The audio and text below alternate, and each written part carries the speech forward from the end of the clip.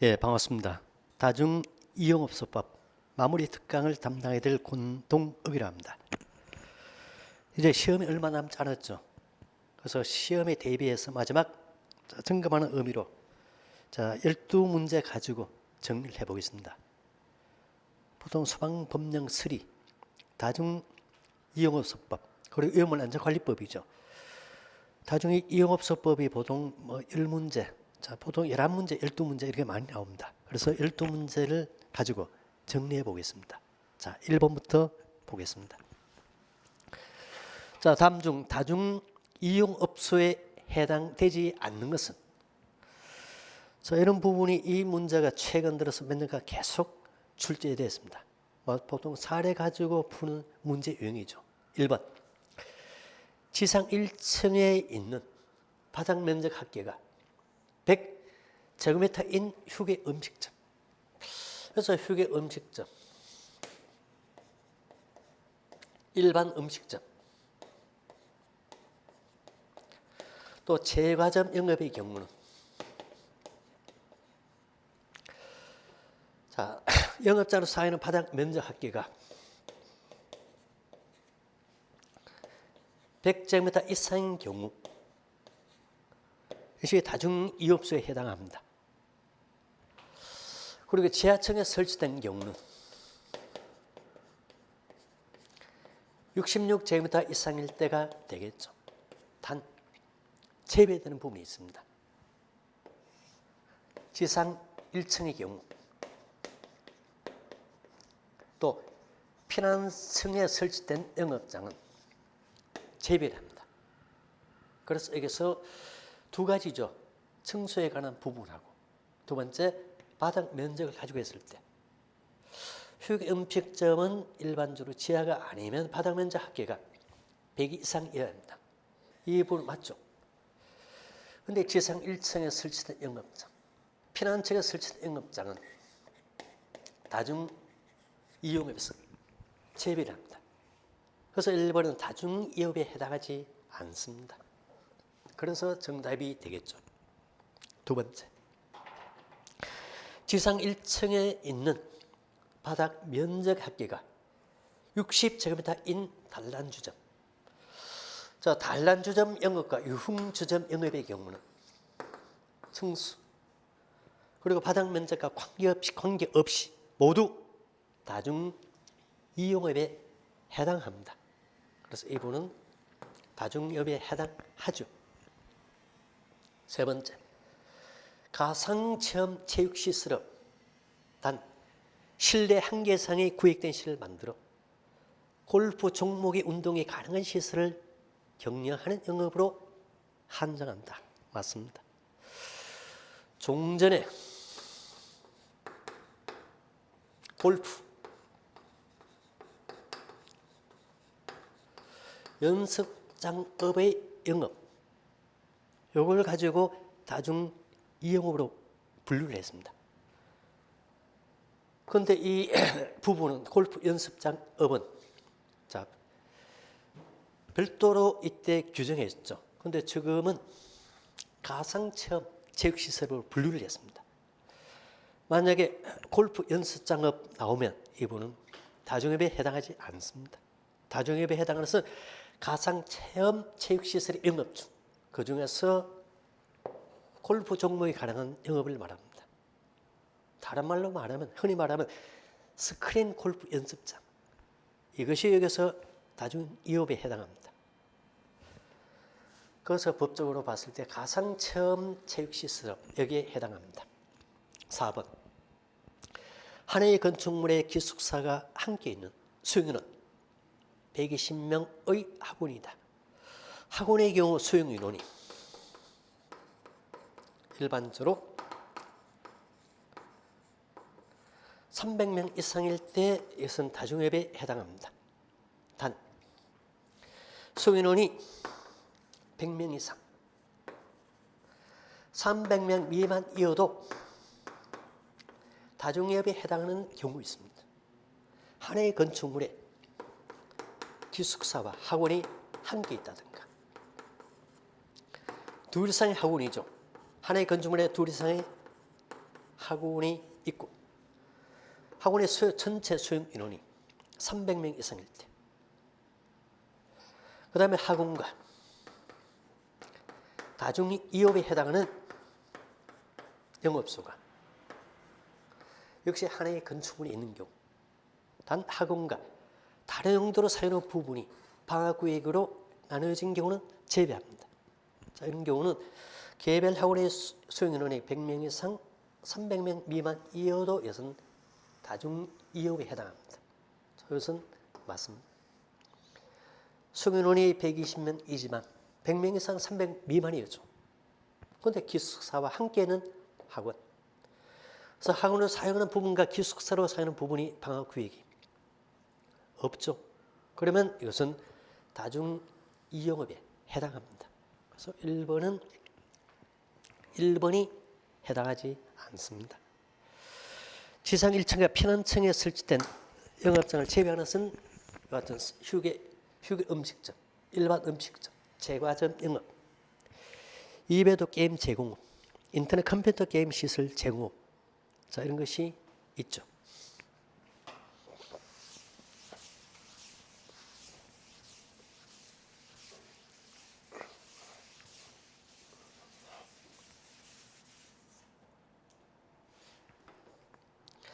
그다음 2번 보겠습니다. 다중이용업소의 안전관리 기본 계획의 수립에 대한 설명으로 틀린 것은, 안전관리에 관한 계획은 기본 계획과 집행계획을 구분하는 문제가 제일 많이 나왔습니다. 종합적으로 한번 보겠습니다. 1번, 소방청장은 기본 계획을 관계 중앙행정기관장과 협의를 거쳐 5년 주기로 5년마다 수립해야 된다. 맞습니다. 기본 계획 수립 지침, 연도별 계획은 소방청장이 수립합니다. 그중에서 기본 계획은 매년 수립하는 것이 아니죠. 5년 주기로 수립합니다. 집행계획은 소방본부장이 매년 수립하게 됩니다. 그래서 1번은 맞습니다. 2번, 안전관리 기본 계획은 다중이용업소의 안전관리 체제와 안전관리 실태평가 및 개선 계획, 다중이용업소 밀집지역의 소방시설 설치, 유지, 관리와 개선 계획 등이 포함되어야 한다. 이 중에서 앞부분은 맞죠. 그런데 이 중에서 다중이용업소 밀집지역의 소방시설 설치, 유지, 관리와 개선 계획, 이번은 소방본부장이 수립하는 집행계획에 포함될 내용입니다. 집행계획의 내용은 5가지입니다. 기본계획은 10가지죠. 둘 중 어느 하나는 확실하게 정리해야 됩니다. 그래서 여기서 집행계획의 가장 기본적인 것은 다중이용업소 밀집지역의 소방시설을 구체적으로 설치하고 유지하고 관리하고, 여기에 따른 개선계획은 집행계획의 내용, 여기에 해당합니다. 그 다음에 이것 2배, 다중이용업주와 종업원이죠. 이들에 대한 소방안전 교육, 훈련 계획이라든가 또 자체 지도 계획, 이거에도 화재 위험 평가, 이것을 가지고 화재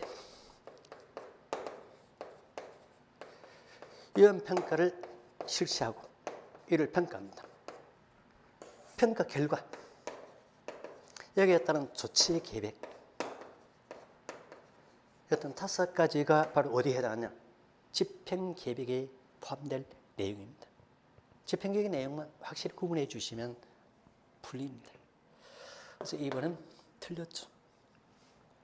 그 다음에 3번에 기본계획의 수립 지침에서, 수립 지침은 관계 중앙행정기관 장, 이들과 협의해서 소방청장이 수립 지침을 작성합니다. 여기서 안전시설 등의 관리 및 유지 계획과 소관 법령 및 관련 기준의 정비는 화재 등 재난 발생을 줄이기 위한 중장기 대책에 해당한다. 이 부분은 맞습니다. 중장기 대책 이외에 재난 발생 경감 대책이 있습니다. 이것은 화재 피해 원인 조사합니다. 분석하죠. 또 안전관리 정보 전달, 관리 체계 구축, 재난 발생에 대한 교육 훈련, 그리고 예방에 관한 홍보, 즉 화재 피해 원인 조사, 정보 전달, 그리고 교육 훈련. 이 세 가지는 중장기 대책이 아닌 화재 재난 발생 이것 줄이기 위한 경감 대책이 됩니다. 이 두 가지를 구분하면 됩니다. 그래서 중장기 대책에 대해서는 두 가지죠. 소방 안전시설 등의 관리, 그 다음에 소방 법령, 기준 정비, 이렇게 정리하시면 되겠습니다. 4번에 소방청장은 안전관리 기본 계획을 수립하면 국무총리에게 보고해야 합니다. 관계 중앙행정기관 장과 시도지사에게 통보한 후 관보에 공고해야 합니다. 또 소방청장이 안전관리 관한 연도별 계획이죠. 연도별 계획을 수립하면 그때 통보하는 것은 관계 중앙행정기관 장, 시도지사 이외에도 소방본부장에게 이를 통보하게 됩니다. 그런데 기본 계획은 소방본부장에게 통보하지 않습니다. 높은 사람에게 보고하죠. 통보는 관계에 드는 중앙행정기관 장, 시도지사입니다. 그리고 관보에 공고해야 합니다. 그래서 2번은 답은 2번이 되겠죠. 안전관리에 관한 기본 계획, 집행 계획을 상대적으로 구분하면 됩니다.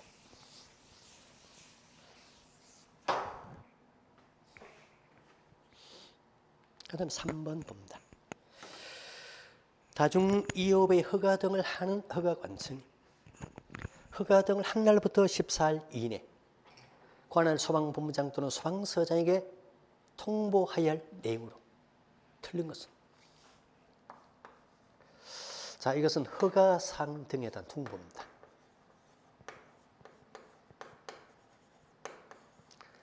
허가 등을 한 날부터 며칠 이내 14일 이내입니다. 여기에 비해서 변경사항의 통보가 있습니다.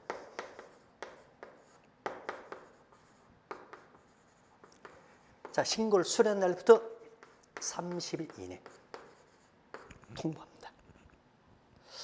자, 이 둘을 상대적으로 구분해야 됩니다. 자, 허가사항 등에 대한 통보는 성주와 상주,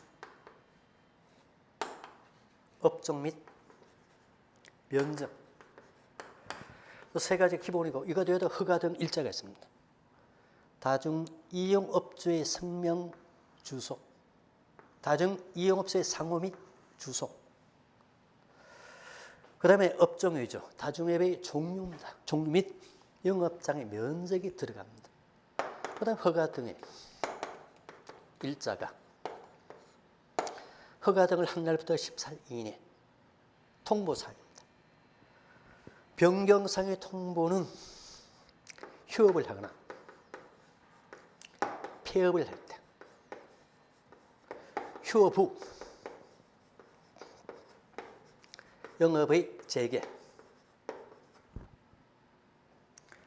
그 다음 영업 내용의 변경이 있습니다.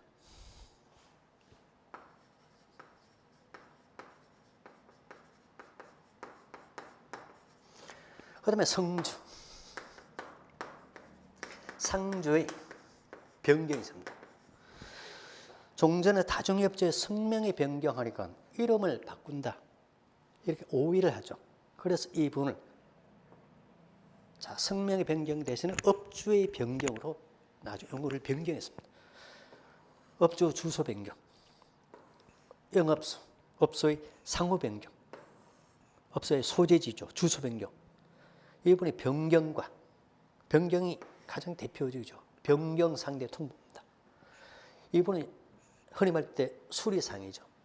그래서 신고를 수리한 날부터 30일 이내 통보해야 될 사항입니다. 그래서 일본의 휴업, 폐업 또는 휴업의 영업의 재개는 변경상의 통보죠. 30일 이내 통보하는 겁니다. 업소의 상호 및 주소, 상주.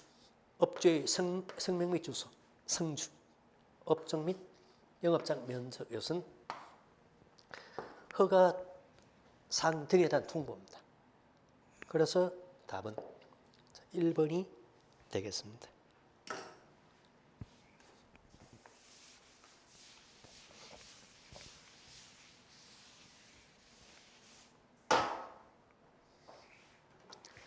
그 다음에 4번 문제입니다. 영업소 내부 구획된 실과 복도가 있고 지상 2층에 위치하고 있는 고시원업의 영업장에 설치, 유지해야 할 안전시설 모두 고르면 하나는 생각하면 되겠죠. 간이 스프링클러 설비 설치 대상이 어디냐? 일대 우리가 지민, 상고총입니다. 지하층에 설치된 영업장, 밀폐구조 영업장, 산후조리업, 고시원업의 영업장, 또 곤충 사격장에 설치해야 됩니다. 그래서 고시원업의 영업장은 간이 스프링클러 설비 설치해줘. 산후조리업과 고시원 영업장에서 지상 1층의 경우는 재배하죠. 그런데 고시원인데 지상 1층이 아닌 2층입니다. 그래서 첫째 간이 스프링클러 설비를 설치해야 합니다. 자, 그리고 두 번째 피난 유도선, 영업장 내부 피난 통로. 영업장 내부 피난 통로 설치 장소는 구획된 실이 있는 영업장입니다.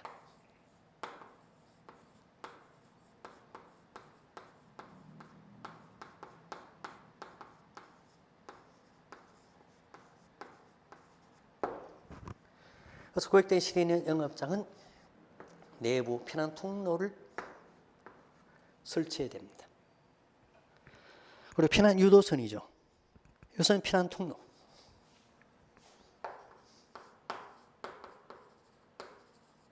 또는 복도가 있는 영업장이다. 이때 피난 유도선 설치가 필요하죠. 창문은 어디에만 설치하냐? 고시원의 영업장에만 설치합니다. 창문의 가로, 세로 각각 50cm 이상, 열린 창문 1개 이상을 설치하죠. 영업장 내부 피난 통로 또는 복도에 바깥 공기와 접하는 부분에 창문 설치해야 합니다. 그래서 사례에 따르면 간이 스프링클러 설비, 피난 유도선, 영업장의 내부 피난 통로, 창문 모두 설치죠. 만 이 문제를 가지고 지상 1층, 2층을 가지고 1촌의 문제를 바꾼다면 그때는 간이 스프링클러 설비, 이것은 설치가 필요 없겠죠. 자, 이럴 때, 자, 이런 문제, 응용 문제죠. 자, 풀 수 있게끔 연습이 되어야 되겠습니다. 자, 4번은, 답은 4번입니다.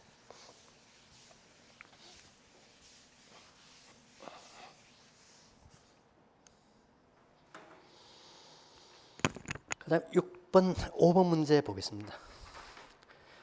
다중이 이용업소에 설치하는 비상구의 설치 기준 및 공통 기준에 대한 설명으로 틀린 것은 비상구 설치는 비상구는 구획된 실 또는 천장으로 통하는 구조가 아닌 것으로 할 것. 맞습니다. 다만 영업장 바닥에서 천장까지 준 불연제로 이상의 것으로 구획된 부속실, 전실은 그래야지 아니하다. 종전에 준 불연제로 이상 이렇게 규정했죠. 그러다가 개정돼서 천장까지 불연재료로 구획된 부속실은 그래야지 아니하다. 기준을 이미 오래전에 개정했습니다. 준 불연재료는 허용되지 않습니다. 불연재료로만 가능하죠. 그래서 1번은 틀렸습니다. 2번. 비상구 규격은 가로 75cm 이상, 세로 150cm 이상입니다. 가로 세로. 문틀 제외한 가로 세로 크기입니다. 문이 열리는 방향은 편한 방향으로 열리는 구조로 한다. 맞습니다. 3번에 주요 구조부가 내박 구조가 아닌 경우 비상구와 주된 출입의 문은 불연제로 설치할 수 있다. 맞죠? 그리고 주요 구조부가 내화 구조인 경우는 이때 비상구와 주된 출입의 문은 방화문으로 설치를 해야 합니다. 4번 둘 이상 업소가 주방 외의 객실문을 공동으로 사용하는 등의 구조인 경우 다른 영업장 또는 다른 용도의 시설과 불연제로 또는 준불연제로 된 별도의 차단벽이나 칸막이 등을 설치하지 아니할 수 있다.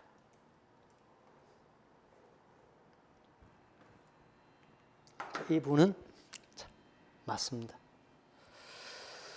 원래 층별 영업장은 다른 영업장 또는 다른 용도의 시설을 경유해서는 안 됩니다. 다만 주차장으로 경유하는 것은 가능하죠. 또 다른 영업장 또는 다른 용도의 시설과 불연제로 준불연제로 된 차단벽이나 칸막이 등으로 분리하도록 해야 됩니다. 다만 주방 외 객실문을 공도로 사용하는 경우 이런 경우는 예외가 됩니다. 또 백화점, 슈퍼마켓 등에서 휴게 음식점, 제과점 영업을 하거나 음식 전문 판매하는 백화점의 식당에서 영업을 하는 휴게 음식점, 일반 음식점, 제과점 영업은 역시 예외가 되겠죠. 여기서 답은 1번이 틀렸습니다.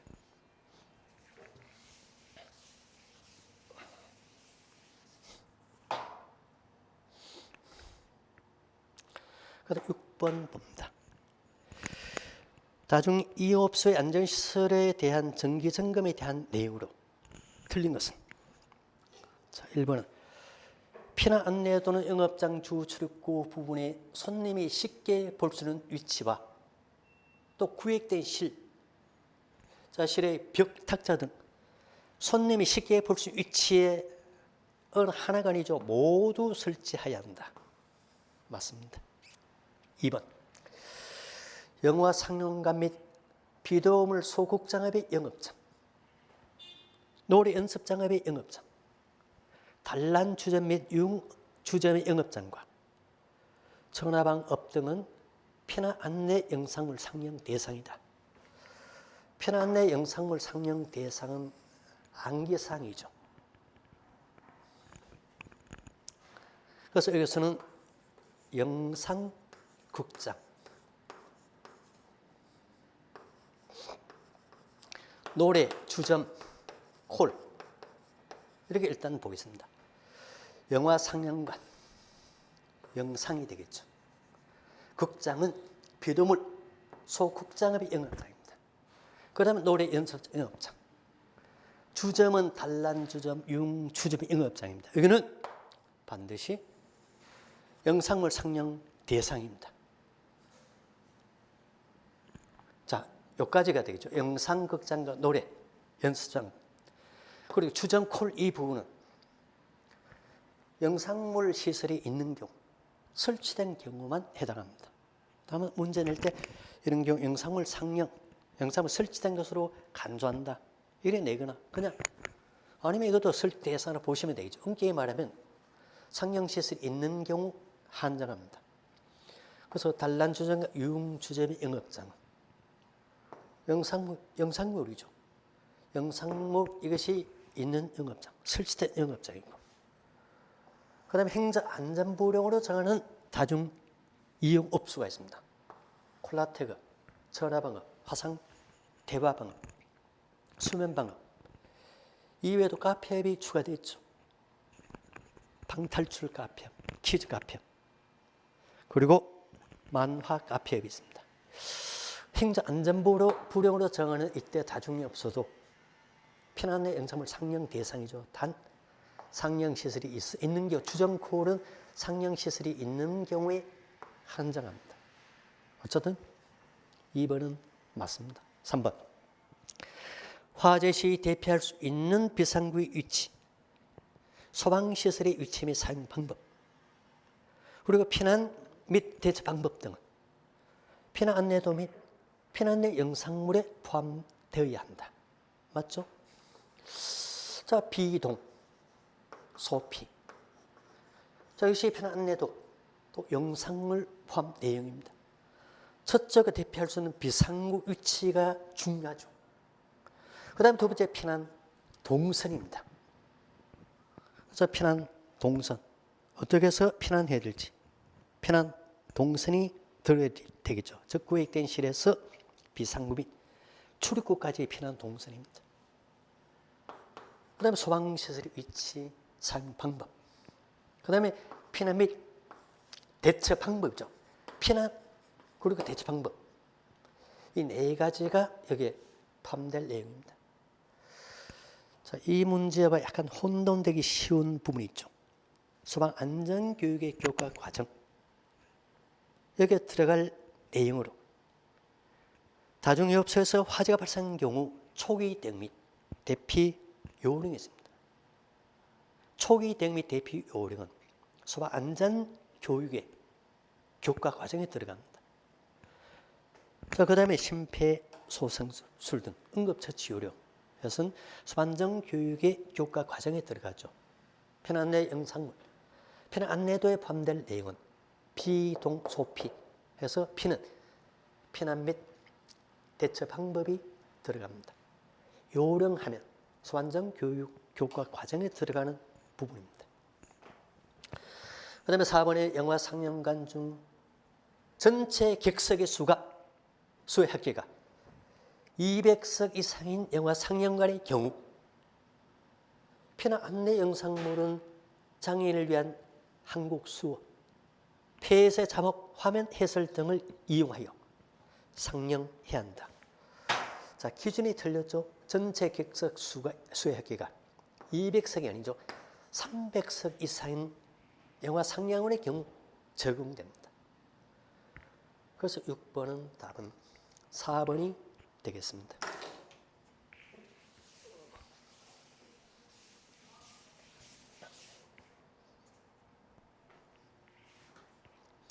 그 다음에 7번 봅니다.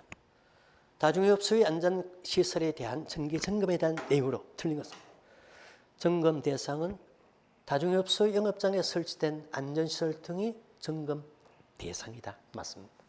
2번 점검자 자격은 소방시설 관리업자와 화재 예방 및 안전관리에 관한 법률 책령에 따라 소방안전관리자의 자격을 취득한 종업원은 여기서 안전점검자 자격이 있다. 맞죠? 이들 입의 관계인 그리고 소방안전관리자로 선임된 소방안전관리자, 이들이 점검자 자격입니다. 그 다음에 3번 점검 주기 및 보관 기간에서 반기별로 1회 이상 점검하여야 하며, 반기가 아니죠. 분기별입니다. 1년에 4번 이상 점검해야 합니다. 점검 결과서는 몇 년간 보관해야 하냐? 특이하죠. 1년간 보관해야 합니다. 점검 방법은 안전시설 등의 작동 및 유지, 관리 상태를 점검합니다. 그래서 7번은 3번이 틀렸죠.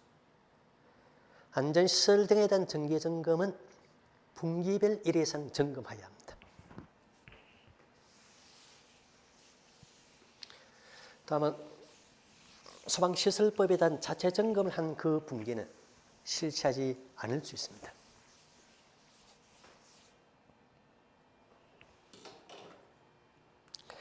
일단 8번 봅니다.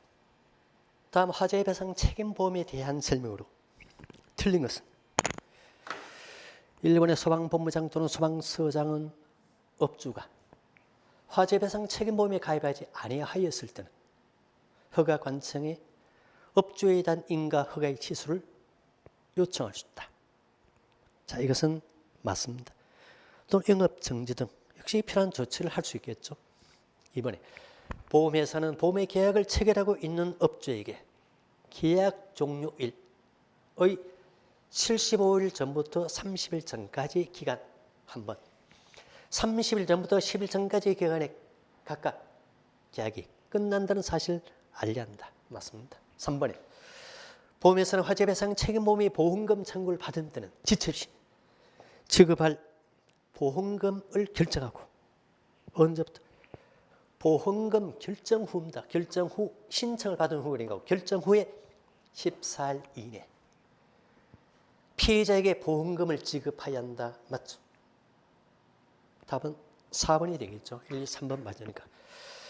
보험회사가 보험료를 차등 적용하는 경우 다중 이용업소의 화재 발생 빈도 틀렸죠. 업소의 화재 발생 빈도가 아니고 다중 이용업소가 속한 업종의 화재 발생 빈도입니다. 노래 연습장 업의 다중 이용업소가 화재 발생 빈도 높다. 그럼 그 업종이 되겠죠. 특정 어떤 다중업소에서 화재 발생했다 해서 그것이 보험료를 차등 적용하는 기준은 아니죠. 업소의 화재 발생 빈도가 아니고 다중 이용업소가 속한 업종의 화재 발생 빈도가 됩니다. 함정 문제죠. 그 다음에 법령 위반 업소 해당하는지 여부, 또 반대로 안전관리 업소 업소에 해당하는지 여부도 차등 적용 기준입니다. 그 다음에 다중업소의 영업장 면적, 또 화재 위험 평가 결과 이 부분도 들어갔죠. 이 부분이 그래서 맞습니다. 그래서 여기서 업소가 속한 업종의 화재 발생 빈도입니다. 그리고 아까 봤듯이 법령 위반 업소 해당하는지 여부 또는 안전관리 업소 해당하는지 여부 이것도 고려 대상입니다. 그리고 가장 늦게 화재 위험 평가 결과 이 부분이 추가됐죠. 그래서 틀린 것은 4번이 틀렸습니다.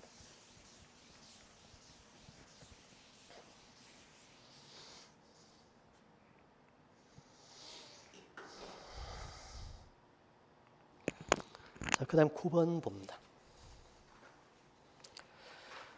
다중이용업주의 안전사고 보고 의무에 대한 설명으로 틀린 것은 자, 업주는 소방안전 관리 여기에 관한 업무를 수행해야 되죠. 업주가 수행할 소방 안전관리 업무는 방수화기 업무를 수행합니다. 방화시설의 관리, 소방시설 및 소방관리 시설의 관리 업무, 화기 취급의 감독, 그 밖에 필요한 소방 안전관리 업무, 이걸 업주가 수행해야 됩니다. 이건 업주의 안전사고 보고 의무에 관한 부분입니다. 1번은 다중영업소의 화재 그리고 영업장 시설의 하자 또는 결함 등으로 인하여 사람이 사망한 사고가 발생한 경우 또 사람이 부상당하거나 중독된 사고가 발생한 경우 또는 화재 또는 폭발 사고 이것 이외에 대통령령으로 정하는 사고 있습니다. 대통령령으로 정하는 사고는 비상구에서 사람이 추락한 사고입니다. 이와 같아서 영업업소의 화재 또 시설의 하자 등으로 인하여 사람이 사망하거나 부상을 당하거나 중독된 사고, 화재 폭발 사고, 비상구에서 추락한 사고 이것이 보고 대상이죠. 우리 이번에 비상구에서 사람이 추락한 사고가 발생한 경우 그 사실을 즉시 보고해야 한다. 맞습니다. 대통령령으로 정하는 보고 대상입니다. 3번 보고의 방법 및 절차 등 필요한 사항은 대통령령으로 정한다. 맞습니다. 그 대통령령 규정이 4번이 되겠죠. 다중이용업주가 안전사고 발생 사실을 보고하는 경우에는 사고 개요 및 피해 사항을 서면, 팩스 또는 정보통신망 자 이걸 통해서 이제 우리가 보고하는 방법으로 한다. 틀린 부분이 뭐냐면 서면이 아니죠. 이 부분이 틀렸습니다. 대신 들어갈 분이 전화입니다. 전화, 팩스 또는 정보통신망 등으로 보호하는 방법을 한다. 이렇게 규정되어 있죠. 답은 4번입니다. 여기서는 다중이용업소의 소방안전관리 업무, 방수하기 4가지죠. 하고 안전사고 보고 의무에 대한 부분을 정리하시기 바랍니다. 자, 9번은 이와 같이 해서 우리가 틀린 부분이 4번이 되겠죠. 자, 그 다음에 10번 보겠습니다. 다중이용업소의 화재 위험평가에 대한 설명으로 틀린 것은 1번 2000제곱미터 지역 안에 다중이용업소가 50개 이상 밀집하여 있거나 하나의 건축물에 다중이용업의 영업장의 바닥 면적의 합계가 1000제곱미터 이상인 경우 화재 위험평가의 대상이다. 맞습니다. 또 하나가 더 있죠. 5층 이상의 건축물로서 다중이용업소가 10개 이상 있는 경우 5층 이상 플러스 다중이용업소가 10개 이상 있는 경우 이것도 화재 위험평가 대상입니다. 2번 소방청장, 소방본부장 또는 소방서장은 화재 위험평가 결과 그 위험 유발 지수가 대통령령으로 정하는 기준 이상 D등급, E등급인 경우 해당 업주 또는 관계인에게 화재 안전조사, 조치 명령을 할 수 있다. 맞죠? 개수, 다중이용업소에 대해서 개수 이전 제거, 가장 강력한 조치 명령입니다. 그 다음에 사용 금지, 제한의 조치 명령을 할 수 있습니다. 그 다음에 공사 정지, 중지의 조치 명령이 가능하죠. 그래서 3번, 2번은 맞습니다. 대통령령으로 정하는 기준 이상 경우 D등급, E등급의 경우입니다. 3번에 법령을 위반하여 건축되거나 설비에 대한 다중이용업소에 대한 화재안전 조사 조치 명령으로 인하여 손실 입은 자가 있으면 대통령령으로 정하는 바에 따라 보상해야 한다. 틀린 부분이죠. 일반적으로 화재안전 조사 조치 명령으로 인하여 손실 입은 자, 특별 희생을 입은 자가 있으면 이때 대통령령으로 정하는 바에 따라 보상해야 합니다. 단 법령을 위반해 건축되는 설비에 대한 업소는 체배 그러하지 아니합니다. 이걸 포함한다니까 이 부분이 틀렸죠. 4번에 도급받은 화재 위험평가 업무를 하도급하거나 화재 위험평가서를 허위로 작성하거나 고의 또는 중단 과실로 평가서를 부실하게 작성한 경우 이때는 1차 위반 시 업무 정지, 유관, 그다음 2차 위반 때 등록 취소입니다. 하도급, 평가물을 하도급하거나 평가서를 허위로 작성하거나 고의 또는 중단 과실로 평가서를 부실하게 작성하거나 또 플러스해서 하나 더 든다면 1개월 이상 시험 장비가 없는 경우 3가지가 1차는 이때 업무 정지, 유걸, 2차 때 등록 취소입니다.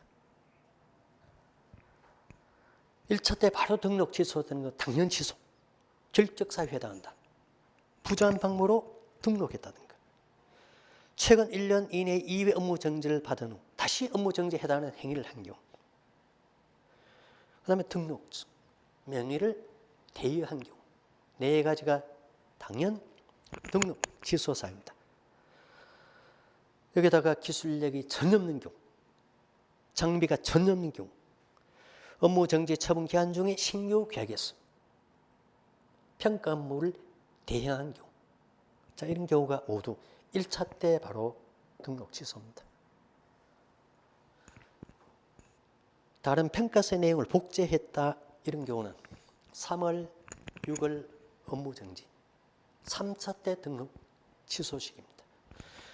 자, 나머지는 이제 경고, 업무 정지, 1개월, 3개월, 6개월 이렇게 되겠죠.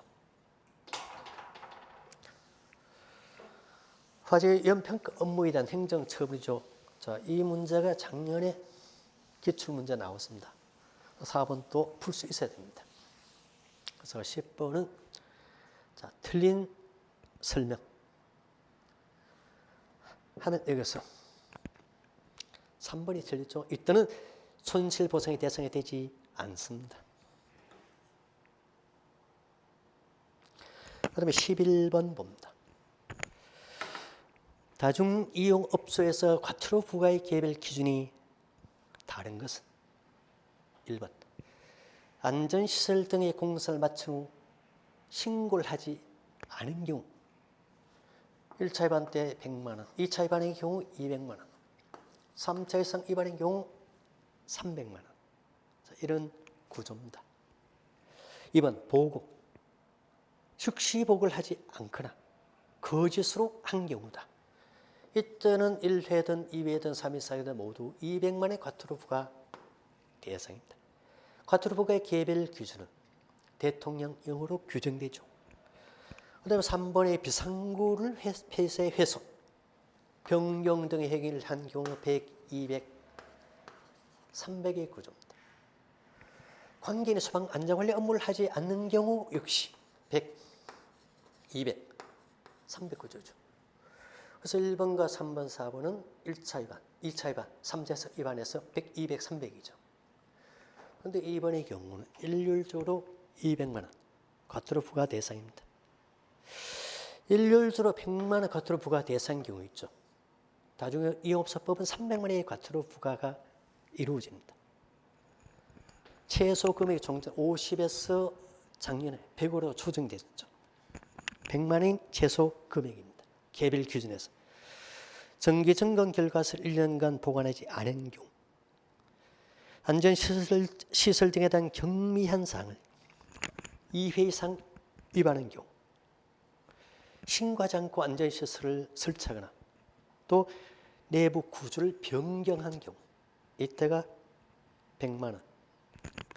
또 200은 아까 봤듯이 보고 즉시 보고를 하지 않거나 거짓을 한 경우 안전시설에 대한 어떤 시설 고장 상태로 방치했을 때가 일률로 200이 됩니다. 어쨌든 11번은 답은 2번이 되겠죠. 자, 12번이 이행 강제금 내용이죠. 자, 금액에 관한 부분도 중요하고 기본 내용도 중요해서 종합주로 자, 문제를 구성해 봤습니다. 이행 강제금의 부과에 대한 삶으로 올바르지 않는 것은 부과권자, 소방청장, 소방본부장, 소방서장. 다중이용업소법의 과태료 부과권자는 소방청장, 소방본부장, 소방서장입니다.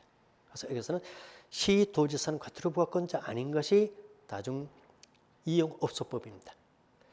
이런 소방관서장은 이행강제금을 부과하기 전에 이행강제금을 부과 징수한다는 것을 미리 문서로 알려주어야 한다. 맞습니다.